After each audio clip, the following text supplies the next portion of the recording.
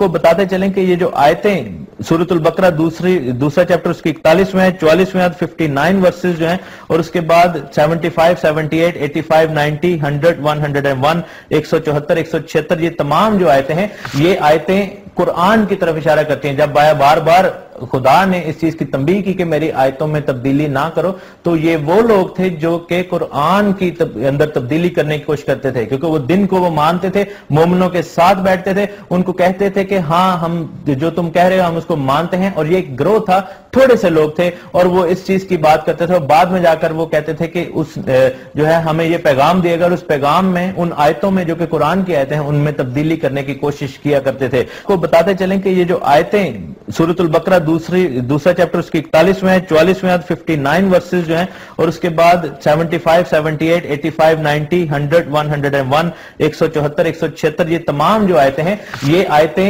कुरान की तरफ इशारा करती हैं। जब बार बार खुदा ने इस चीज की तंबीह की कि मेरी आयतों में तब्दीली ना करो, तो ये वो लोग थे जो कि कुरान की अंदर तब्दीली करने की कोशिश करते थे, क्योंकि वो दिन को वो मानते थे, मोमिनों के साथ बैठते थे, उनको कहते थे कि हाँ हम जो तुम कह रहे हो हम उसको मानते हैं। और ये एक ग्रोह था, थोड़े से लोग थे और वो इस चीज की बात करते थे। और बाद में जाकर वो कहते थे कि उस जो है हमें ये पैगाम दिएगा, और उस पैगाम में उन आयतों में जो कि कुरान की आयतें हैं उनमें तब्दीली करने की कोशिश किया करते थे। को बताते चलें कि ये जो आयतें सूरतुल बकरा दूसरा चैप्टर उसकी 41 में 44 में 59 वर्सेस जो हैं, और उसके बाद 75, 78, 85, 90, 100, 101, 174, 176 ये तमाम जो आयतें हैं, ये आयतें कुरान की तरफ इशारा करती हैं। जब बार बार खुदा ने इस चीज की तंबीह की कि मेरी आयतों में तब्दीली ना करो, तो ये वो लोग थे जो कि कुरान की अंदर तब्दीली करने की कोशिश करते थे, क्योंकि वो दिन को वो मानते थे, मोमिनों के साथ बैठते थे, उनको कहते थे कि हाँ हम जो तुम कह रहे हो हम उसको मानते हैं। और ये एक ग्रोह था,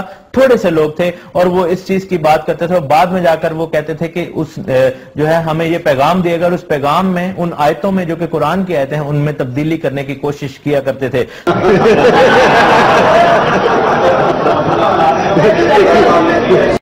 अल्हम्दुलिल्लाह रब्बिल आलमीन वस्सलातु वस्सलाम अला सय्यिदिल मुरसलीन। आपने इसकी वीडियो देख ली, मैंने 3 बार रिपीट कर दी है ताकि आपको समझ आ जाए कि इसने क्या बकवास की है। इसने कुरान पाक की यानी कि सूरह माइदा की 10 आयात का हवाला दिया और इनमें से 11 आयात का हवाला दिया, और इनमें से यह साबित करने की कोशिश की कि उस वक्त मुनाफिकीन थे वो कुरान पाक को बदलने की कोशिश करते थे, कुरान पाक की आयतों को, सूरतों को या कुरान पाक को तब्दील करने की कोशिश करते थे। और जो लोग, बहुत सारे लोग हैं जिन्होंने मुझे फोन भी किया, वो और स्काइप पर भी बात की, उन्होंने कहा जी आप सैमी सैमसन को डर्टी क्रिश्चियन पिग कहते हैं और आपने इसका नाम बास्टर्ड रख दिया, तो ये आपने ज्यादती की है। तो आप जब इसके मेरे बयानात आप देखें, जितने भी बयान, मैंने उनको एक ही बात कही कि भाई आप सारे बयानात देख लें, इसके भी देख लें, मेरे भी देख लें। अगर आप उसके बाद चाहे आप किसी भी मजहब मिल्लत से ताल्लुक रखते हैं, आप कहने पर मजबूर हो जाएंगे। जो मैं तो इसको बास्टर्ड कहता हूं, आप तो फिर इसकी पूरी नस्ल को ही जो है वो बास्टर्ड कहना शुरू कर देंगे, तो बल्कि पूरी नस्ल क्रिश्चियनिटी को ही बास्टर्ड कहना शुरू कर देंगे। तो आज मेरा बयान देख के आपने खुद फैसला करना है कि इसके लिए बास्टर्ड लफ्ज कैसा है। सबसे पहले इसने जो इससे पहले मैं आपको अर्ज कर दूं इस बारे में कि हम जो कुरान पाक में इसने आयात बयान की हैं, इसको हमने देखना है आयात मुबारका को आगे से और पीछे से, यानी कि इससे पहली आयात और बाद की आयात देखेंगे, यानी कि इनको समझने के लिए। और बहुत ही कम आयात ऐसी होंगे जिनको समझने के लिए हमें उनका शान नुज़ूल देखना पड़ेगा, वरना उन्हीं आयात से पता चल जाएगा कि ये किन के लिए नाज़िल हुई या ये किन के बारे में ये आयतें बदलते थे या वो आयतें बदलने की कोशिश करते थे, ये किन के लिए है।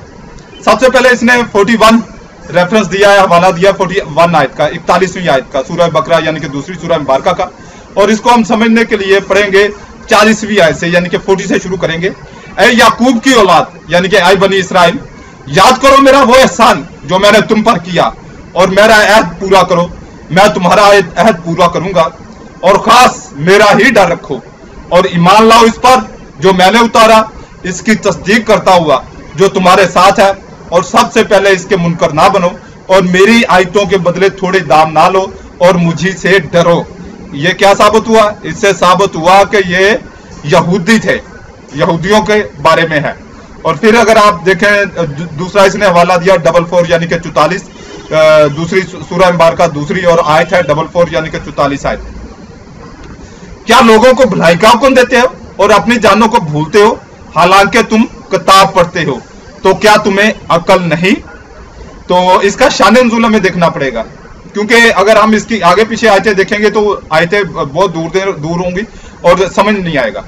तो इसका शान नुज़ूल देखेंगे।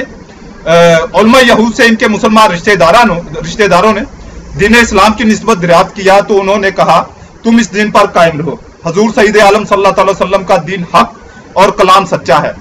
इस पर यह आयत नाजल हुई। एक कौल यह है कि आयत इन यहूदियों के हक में नाजल हुई जिन्होंने मुशरिकीन अरब को हजूर के माबूस होने की खबर दी थी और हजूर के इत्तबा, हजूर सल्लल्लाहु अलैहि वसल्लम के इत्तबा करने की हिदायत की थी। फिर जब हजूर सल्लल्लाहु अलैहि वसल्लम माबूस हुए तो ये हिदायत करने वाले हसद से खुद काफर हो गए। इस पर उन्हें तौबीख की गई, यानी कि इनका हसद क्या था कि नबी करीम सल्लल्लाहु अलैहि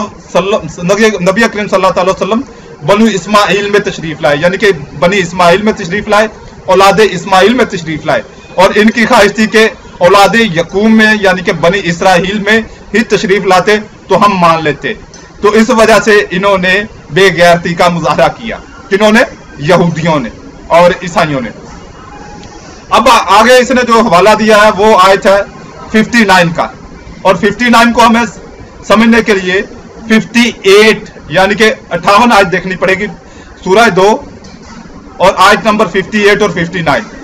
और जब हमने फरमाया इस बस्ती में जाओ, फिर इसमें जहां चाहो बेरोक टोक खाओ और दरवाजे में सजदा करते दाखिल हो और कहो हमारे गुनाह माफ हूं, हम तुम्हारी खताएं बख्श देंगे और करीब है कि नेकी वालों को और ज्यादा दें। तो जालिमों ने और बात बदल दी जो फरमाई गई थी, इसके सिवा तो हमने आसमान से इन पर अजाब उतारा, बदला इनकी बेहुक्मी का। और ये किन के लिए है? ये बनी इसराइल के लिए है। उनके लिए ये हुक्म आया था कि तुम जो है वो बस्ती में जाओ और दरवाजे में सजदा करते हुए जाना, मगर उन्होंने वो सुरैन के बल गए। वो अगर आप इसका शान नुज़ूल देखें तो आपको समझ आ जाएगी। तो बहरहाल क्लियर हो गया कि ये बनी इसराइल के बारे में है और तो रैत के बारे में है। फिर इसने आयत का हवाला दिया है 75 का, और इस आयत को हम 75 पढ़ेंगे और 76 पढ़ेंगे देखने समझने के लिए। तो आए मुसलमानों, क्या तुम्हें यह तमा है कि ये यहूदी तुम्हारा यकीन लाएंगे? और इनमें का तो एक ग्रोह वो था कि अल्लाह का कलाम सुनते, फिर समझने के बाद उसे दास्ता बदल देते, और जब मुसलमानों से मिले तो कहें हम ईमान लाए, और जब आपस में अकेले हों तो कहें वो इल्म जो अल्लाह ने तुम पर खुला मुसलमानों से बयान किए देते हो कि इससे तुम्हारे रब के यहाँ तुम्ही पर हुज्जत लाएं, क्या तुम्हें अकल नहीं? फिर आगे इसने रेफरेंस दिया है 78 आयत का, यानी कि सूरह 2 यानी कि सूरह बकरा और इसकी आयत 78 का इसने हवाला दिया है, और इसको हम पढ़ेंगे 75 से। कितने? 75 से पढ़ेंगे 79 तक। फिर ये पता चलेगा कि ये जो हवाला दे रहा है कि ये कुरान पाक को बदलने की वो कोशिश करते थे मुनाफिकीन, या जो ये रेफरेंस दे रहा है इससे क्या साबित होता है, किससे कौन बदलने की कोशिश करता था? तो आए मुसलमानों, क्या तुम्हें यह तमा है कि यहूदी तुम्हारा यकीन लाएंगे? और इनमें का एक ग्रोथ वो था कि अल्लाह का कलाम सुनते, फिर समझने के बाद उसे दास्ता बदल देते, और जब मुसलमानों से मिले तो कहें हम ईमान लाएं, और जब आपस में अकेले हों तो कहें वो इल्म जो अल्लाह ने तुम पर खोला मुसलमानों से बयान किए देते हो कि इससे तुम्हारे रब के यहाँ तुम्ही पर हुज्जत लाएं, क्या तुम्हें अकल नहीं? क्या नहीं जानते कि अल्लाह जानता है जो कुछ वो छुपाते हैं और जो कुछ जाहिर करते हैं? और इनमें कुछ अनपढ़ हैं कि जो किताब को नहीं जानते मगर ज़बानी पढ़ लेना, या कुछ अपनी मन घड़त और वो निरे गुमान में है। तो खराबी है इनके लिए जो किताब अपने हाथ से लिखें फिर कह दे ये खुदा के पास से है कि इसके इस थोड़े दाम हासिल करें। तो खराबी है इनके लिए इनके हाथों के लिखे, और खराबी इनके लिए इसकी कमाई से। ये कौन है? ये है बनी इसराइली यानी कि यहूदी। फिर इसने एक और आयत का हवाला दिया, ये इसने दिया है 85 का, यानी कि सूरह 2 और इसकी 85 85वीं आयत का हवाला दिया है। इसको हम पढ़ेंगे, इसको हम देखने के लिए, समझने के लिए पढ़ेंगे 83 आयत से। और जब हमने बनी इसराइल से अहद लिया कि अल्लाह के सिवा किसी को ना पूजो, और माँ बाप के साथ भलाई करो, और रिश्तेदारों और यतीमों और मस्कीनों से और लोगों से अच्छी बात कहो, और नमाज कायम रखो और ज़कात दो, फिर तुम फिर गए मगर तुम में के थोड़े और तुम रूह गर्दान हो। और जब हमने तुमसे अहद लिया कि अपनों का खून ना करना और अपनों को अपनी बस्तियों से ना निकालना, फिर तुमने इसका इकरार किया और तुम गवाह हो। और अब आयत है 85, फिर ये जो तुम अपनों को कत्ल करने लगे और अपने में एक गिरोह को इनके वतन से निकालते हो, इन पर मदद देते हो, इनके मुखालिफ को गुनाह और ज्यादती में, और अगर वो कैदी होकर तुम्हारे पास आए तो बदला देकर छुड़ा लेते हो, और इनका निकालना तुम पर हराम है, तो क्या खुदा के कुछ हुक्मों पर ईमान लाते हो और कुछ से इनकार करते हो? तो जो तुम में ऐसा करे इसका बदला क्या है, मगर ये कि दुनिया में रुसवा हो और क़यामत में सख्त तर अजाब की तरफ फेरे जाएंगे, और अल्लाह तुम्हारे कोतकों से बेखबर नहीं। ये था, यानी कि इससे भी साबित हो गया, क्या साबित हुआ कि ये बनी इसराइल के बारे में है कि वो तौरात को बदलते थे। अब इसने एक और आयत का हवाला दिया है, वो है आयत 90 यानी कि 90, और हम 90 आयत के साथ साथ 91, 92 भी पढ़ेंगे, यानी कि 90 से 92 तक, सूरह 2 यानी कि सूरह बकरा और इसकी 90, 91, 92। किस बुरे मोलों उन्होंने अपनी जानों को खरीदा कि अल्लाह के उतारे से मुनकर हूं, इसकी जलन से कि अल्लाह रब्बुल इज्जत अपने फजल से अपने जिस बंदे पर चाहे वही उतारे, तो गजब पर गजब के सजावार हुए, और काफरों के लिए जिल्लत का अजाब है।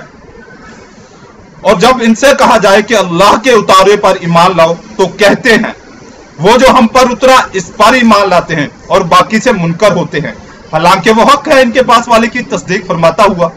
तुम फरमाओ कि फिर अगले अंबिया को क्यों शहीद किया अगर तुम्हें अपनी किताब पर ईमान था, और बेशक तुम्हारे पास मूसा खुली निशानियां लेकर तशरीफ लाया, फिर तुमने इसके बाद बछड़े को माबूद बना लिया और तुम जालिम थे। यानी कि ये बनी इसराइल के बारे में कहा जा रहा है कि उन्होंने तौरात, साहिफ़े अंबिया और ज़बूर में गड़बड़ की। कुरान पाक में अल्हम्दुलिल्लाह आज तक कभी साबित नहीं हो पाया और ना हो पाएगा।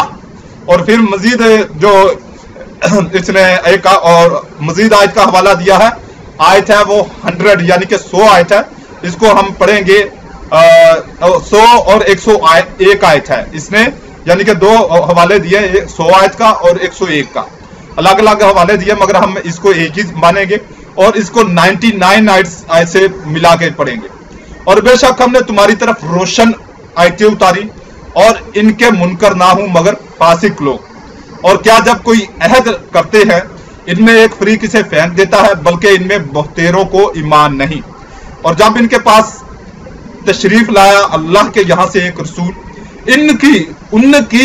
उनकी किताबों की तस्दीक फरमाता, तो किताब वालों से एक गिरोह ने अल्लाह की किताब अपने पीठ पीछे फेंक दी, गोया वो कुछ इल्म ही नहीं रखते। यानी कि किनके बारे में कहा जा रहा है? किताबियों के बारे में, यहूदो नसारा के बारे में, क्योंकि नबी करीम सल्लल्लाहु अलैहि वसल्लम ने और कुरान पाक ने तौरात, ज़बूर, अंजील और साहिफ़े अंबिया की तस्दीक की थी, और जो अपना मुनाफिकीन थे उनकी कोई किताब नहीं है।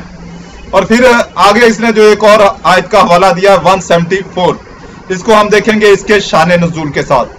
ये आयत मुबारका सूरह दोम यानी कि सूरह बकरा और इसकी आयत 174 174।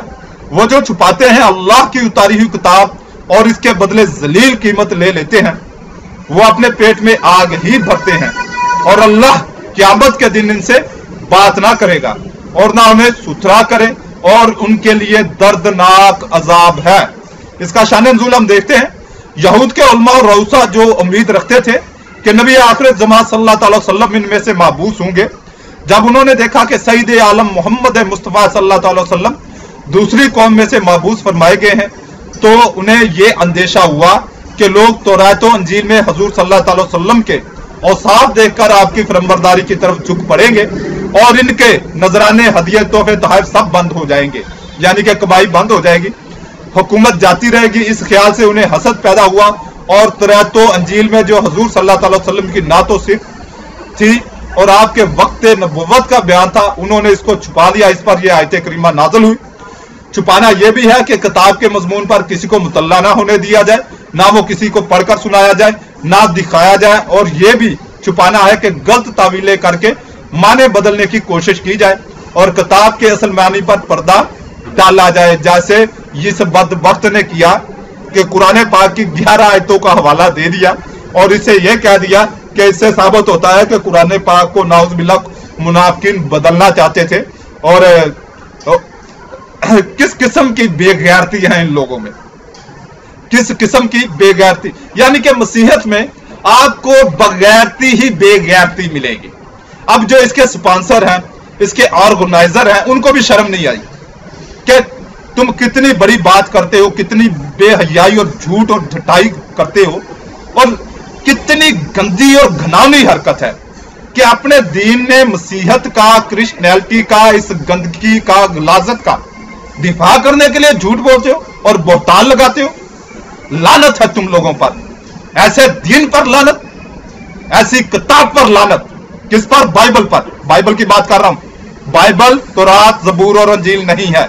इस पर लानत और बेशुमार लानत और इसके मानने वालों पर लानत।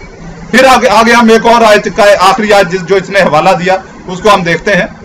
सूरह बकरा यानी कि दूसरी सूरह मुबारका और आयत 176। यह इसलिए कि अल्लाह ने किताब हक के साथ उतारी और बेशक जो लोग किताब में इख्तिलाफ डालने लगे और वो जरूर परले सिरे के झगड़ालू हैं। शान नुज़ूल यह है कि यह आयत यहूद के हक में नाज़िल हुई कि उन्होंने तौरात में इख्तिलाफ किया। बाज ने इसको हक कहा, बाज ने गलत तावीलें की, बाज ने तहरीफें की। यह है आज का ये जो इसने बकवास की, झूठ बोले, बेगैरती की, इसका मुंह तोड़ दिया। उम्मीद है कि आपको समझ आ गई होगी।